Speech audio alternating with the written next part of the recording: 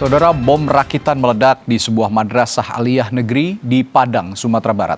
Peledakan bom rakitan dilakukan salah satu siswa yang menurut polisi diduga merupakan korban bullying. Polisi menyebutkan dari 3 bom rakitan yang disiapkan oleh siswa berinisial R, hanya 1 yang berhasil diledakkan.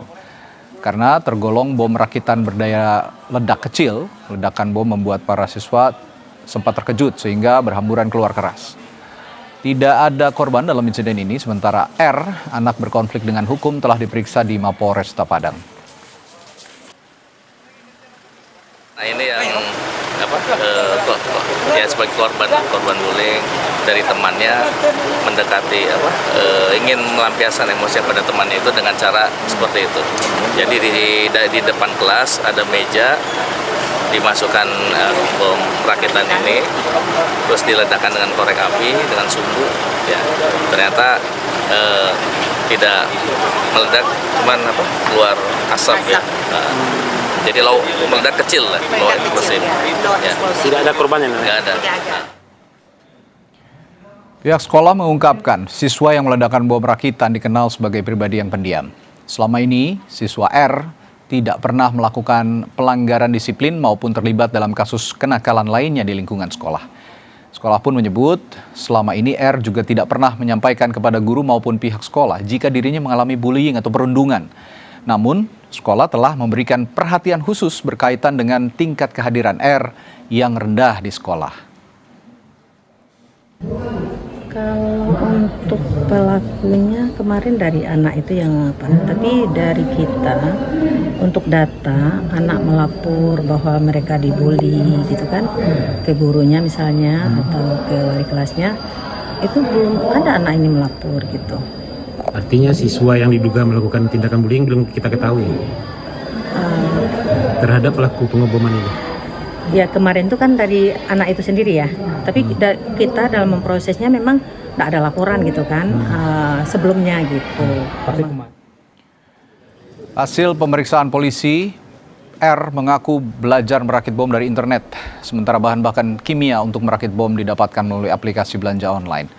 R merakit sendiri bom tersebut di rumah tanpa sepengetahuan orang tua. Polisi pun masih terus menyelidiki motif peledakan bom rakitan di sekolah di Padang ini. Dengan browsing internet, lihat dari YouTube.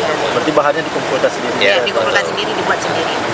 Sekarang ini yang melakukan percobaan ini bagaimana? Ya, Mas ya? Terhadap pelaku ini? Ya, pelaku ini. Diamankan. Kita amankan, kita lakukan pemeriksaan, ya, dan kedepannya kita lakukan pembinaan sehingga istilahnya ke depan tidak berbuat seperti itu lagi lah. Ke depan. Dan kita analisis kasus siswa di Padang yang meledakkan bom rakitan di sekolah bersama psikolog anak, remaja, dan keluarga, Sani Budiantini. Selamat malam, Mbak Sani. Selamat malam. Ya, Mbak Sani, kita ketahui siswa berinisial R ini berani atau memberanikan diri melakukan perbuatan seperti itu, merakit dan meledakkan bom di sekolahnya. Nah, menurut perspektif psikolog anak dan remaja, kira-kira mengapa seorang anak atau seorang siswa ini bisa melakukan perbuatan seperti itu? Ya, memang kasus ini cukup memprihatinkan kita semua ya, bahwa adanya perilaku seperti ini biasanya ada tanda-tanda sulitnya seseorang mengelola emosinya secara positif. Nah, terkadang orang atau anak marah itu tidak tahu bagaimana cara mengungkapkan marah atau kekesalan atau ketidaknyamanan, sehingga pada akhirnya yang dilakukan adalah menyalurkan seluruh energinya kepada hal-hal yang sifatnya justru agresif, yang kita sebut dengan perilaku pasif agresif. Dan ini yang menjadi akhirnya perhatian kita bahwa ketika anak sudah memendam ya suatu rasa tidak suka atau rasa akumulasi dari amarah, ini justru bisa membahayakan dirinya dan orang lain. Oke, nah ini mengelola emosi, mengelola kemarahan yang tidak diarahkan dengan baik begitu. Ini berarti juga ada peran keluarga maupun juga tenaga pendidik, guru sebagai orang tua di sekolah yang bisa memberikan ketenangan terhadap siswa ketika mengelola amarahnya. Apa sebenarnya yang harus dilakukan oleh keluarga dan juga pihak sekolah dalam perspektif kasus ini? Ya, memang terkadang pendidik atau kita sebagai orang tua kadang-kadang kelupaan dalam menginformasikan atau memberikan pembelajaran bagaimana mengelola emosi secara baik. Bahkan kita sebagai orang tua kadang-kadang juga memberikan contoh menyalurkan emosi secara tidak sehat, otomatis kadang-kadang anak jadinya meniru kan begitu. Dan kadang-kadang di sekolah juga tidak diajarkan karena lebih fokus kepada misalnya akademis. Nah, sebenarnya banyak cara untuk anak menyalurkan emosinya secara lebih sehat. Salah satunya dengan berkomunikasi secara asertif. Anak diajarkan untuk belajar mengungkapkan perasaannya dengan sehat, yaitu melalui apa yang dirasa. Misalnya dia dibully, misalnya dia harus menyampaikan bahwa saya tidak suka dibully, saya tidak suka dilakukan seperti ini misalnya. Nah, anak yang mungkin tidak terbiasa mengemukakan perasaannya, biasanya akhirnya memendam. Dia tidak tahu caranya. Nah, apalagi misalnya di lingkungan tidak ada tempat yang dianggap nyaman atau aman untuk mereka bercerita. Karena ketika anak juga merasa punya safe space, tempat aman atau tempat nyaman untuk bercerita, biasanya akan terdeteksi sejak lebih dini dan bisa akhirnya diantisipasi untuk terhindar dari perilaku yang sifatnya agresif. Nah, ini kan berarti ada sistem yang harus dibenahi, misalnya sistem sekolah, apakah ada guru BK, apakah ada guru yang dipercaya untuk dia cerita, misalnya, atau di rumah dia bisa sharing dengan apa yang dia rasa, sehingga bisa ada yang namanya keterbukaan ya, yang bisa didampingi oleh orang dewasa di lingkungannya, yang akhirnya bisa menyalurkan emosi yang lebih sehat seperti itu. Ya, polisi kan sebut siswa ini mengaku sebagai korban bullying seperti yang dijelaskan tadi dalam berita. Nah, kira-kira bagaimana mencegah afirmasi bahwa jika seseorang ataupun anak dibully ini melakukan tindakan kekerasan seperti yang terjadi di Padang ini? Bagaimana mencegah afirmasi seperti itu untuk anak-anak korban bullying? Ya, kita memang tidak mengatakan anak itu sebagai pelaku ya, tapi anak berkonflik dengan hukum karena anak juga korban sistem yang keliru.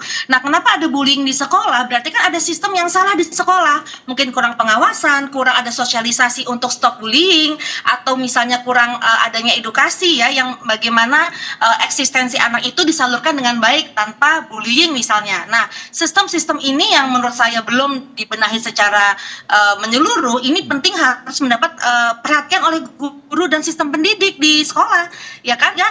Anak tidak ada korban bullying, apalagi kemudian seperti ini kan tersembunyi ya, tidak ada yang tidak dilaporkan, guru juga tidak tahu, sehingga anak yang menjadi korban seperti ini akan akhirnya melakukan pembuatan keputusan sendiri yang menurut dia adalah saya sudah tidak lagi ketahan misalnya, sehingga dia melakukan sesuatu yang besar yang tujuannya adalah untuk mendapatkan perhatian.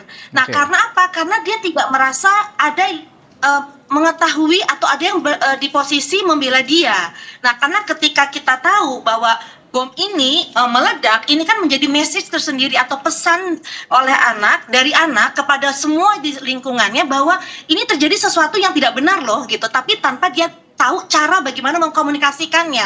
Apakah mungkin dia sudah pernah ngomong tapi diabaikan? Apakah tadi guru mungkin terlalu sibuk dengan urusannya, atau tadi di rumah tidak ada sistem yang bisa menjembatani perasaan anak tersebut? Nah, sehingga akhirnya message dari yang dilakukan itu adalah ini supaya orang tahu bahwa terjadi seperti ini dan dia tidak sendiri, karena ini sudah mendapatkan perhatian yang luas dari lingkungan untuk mendapatkan suatu tindakan tertentu begitu. Ini sebenarnya yang simbol ya dari perilaku anak tersebut.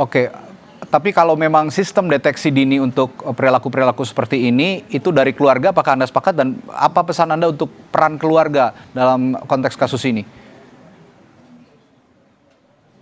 Iya, peran keluarga tentunya sangat penting ya, terutama orang tua tuh harus memahami apa yang terjadi, memantau, mengobservasi. Kadang-kadang perilaku anak tuh terlihat kok, anak bolos misalnya, anak sudah tidak mau sekolah atau tidak termotivasi, murung misalnya. Nah, di sinilah peran orang tua untuk menjemput bola ya, bukan menunggu bola, sehingga tanpa anak melakukan sesuatu tindakan yang lebih nekat, orang tua sudah paham dan bisa diatasi melalui komunikasi yang lebih terbuka. Baik, terima kasih perspektifnya yang sangat berharga untuk anak-anak dan juga orang tua dalam konteks kasus ini. Psikolog anak, remaja dan keluarga Sandi Budiantini, selamat malam, terima kasih, sampai jumpa lagi.